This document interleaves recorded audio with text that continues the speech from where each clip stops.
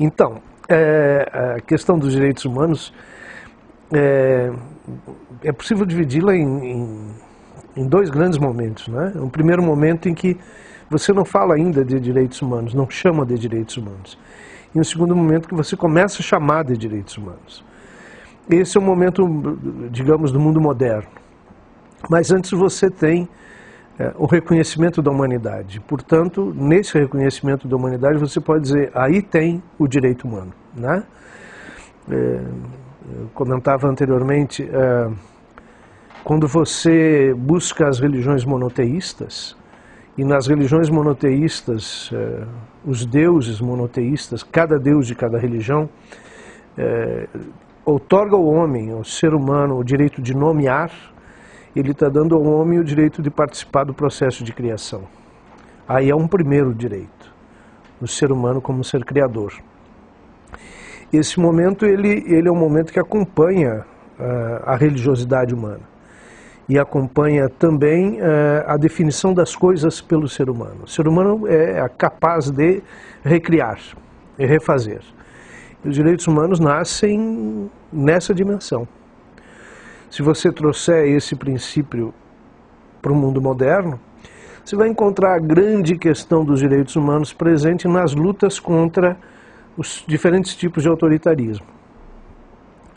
Você vai encontrar os direitos humanos no mundo moderno lutando contra o sistema colonial, de um lado, na independência das Américas, por exemplo, em Simão Bolívar, e nos pioneiros da independência norte-americana, e você vai encontrar os direitos humanos na França, na luta contra o absolutismo francês, na Inglaterra, na luta contra o absolutismo inglês. As declarações de direitos humanos do mundo moderno são declarações que revelam exatamente isso, o princípio da liberdade, o princípio da igualdade e o princípio da fraternidade, como princípios que fundam o mundo moderno. Mas se você olhar o princípio da liberdade, você encontra em Tomás de Aquino. Quando Tomás de Aquino percebe as dificuldades de vida dos camponeses submetidos pelos senhores da terra, pelos senhores feudais, Tomás de Aquino defende o direito à rebelião. Por ele, os povos, quando oprimidos, têm toda a possibilidade, todo o dever de reagir à opressão e lutar, então, de uma forma rebelde para garantir os seus direitos de seres humanos. E então você, outra vez, nesse caminho de ir ao passado e voltar ao mundo moderno, você vai encontrar isso, por exemplo, na França, contra o absolutismo francês e a arrogância do absolutismo francês. A condição social de absoluta opressão, de absoluta concentração de riqueza dos franceses, leva a população francesa a exigir um processo de ser livre e de ser igual. Situação semelhante você encontra na América, no Haiti, nas grandes lutas da independência do Haiti, do povo negro haitiano, contra Sandra Louverture, que é o grande líder negro revolucionário do Haiti, que vence os senhores coloniais e que proclama, logo depois de ter, com sua rebelião, tomado o poder, proclama a reforma agrária, proclama o fim da escravidão e proclama o direito da escola pública, universal e gratuita para todas as crianças haitianas. Esse movimento, no tempo dos direitos humanos, assume a designação de direitos humanos no mundo moderno. Se antes ainda não se chamava assim, no mundo moderno essa luta por igualdade, por liberdade e por fraternidade passa a ser efetivamente um grande título da luta por direitos humanos. Então, na América Latina, o processo se dá em outra direção. O processo ele tem como eixo a questão do anticolonialismo.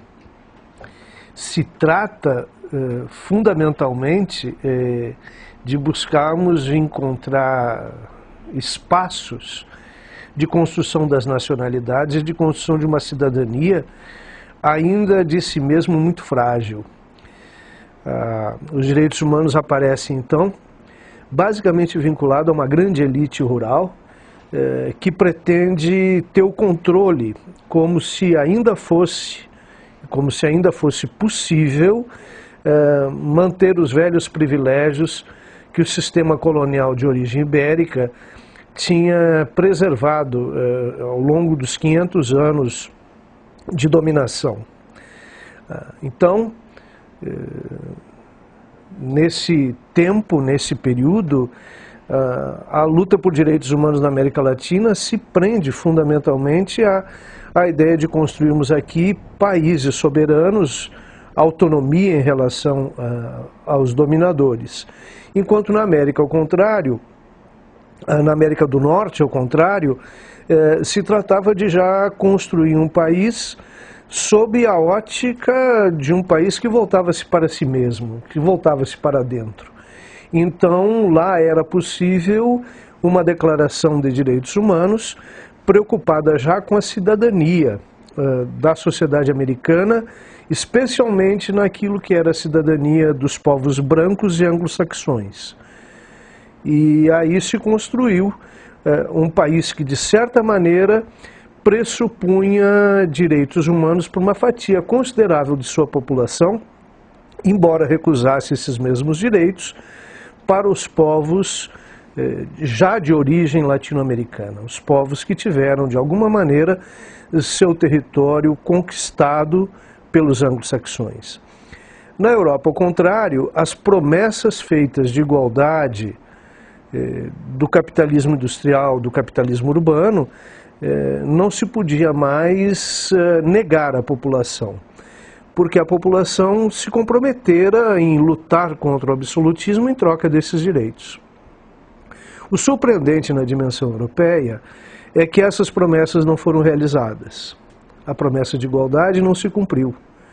E o século XIX, então, vai anunciar para a Europa a impossibilidade que o capitalismo industrial teria em cumprir as promessas feitas no século XVIII. Há então na Europa uma nova situação. Aquilo que fora promessa de liberdade e conquista de direitos civis e políticos, os trabalhadores europeus, os setores pobres da sociedade europeia, iriam então reconstruir a ideia dos direitos humanos noutra dimensão. Iriam reconstruir, por exemplo, no caso dos ingleses, através de movimentos sociais intensos em luta por direito de voto. E nessas lutas por direito de voto, então, os europeus, os trabalhadores europeus, realizaram os diferentes tipos de manifestação, desde greves, a construção, a criação de jornais, a divulgação de jornais, a luta de uma certa ingenuidade dos trabalhadores europeus, pensando que se a cada homem correspondesse um voto, eles poderiam então, por ser maioria, chegar ao controle do sistema de poder. De qualquer forma, o século XIX inglês foi um século de amplas negociações entre Estado e trabalhadores na construção de um pré-estado de bem-estar social. Na França, ao contrário, na Alemanha, ao contrário da Inglaterra, as lutas dos trabalhadores se constituíam em lutas por direitos sociais e econômicos.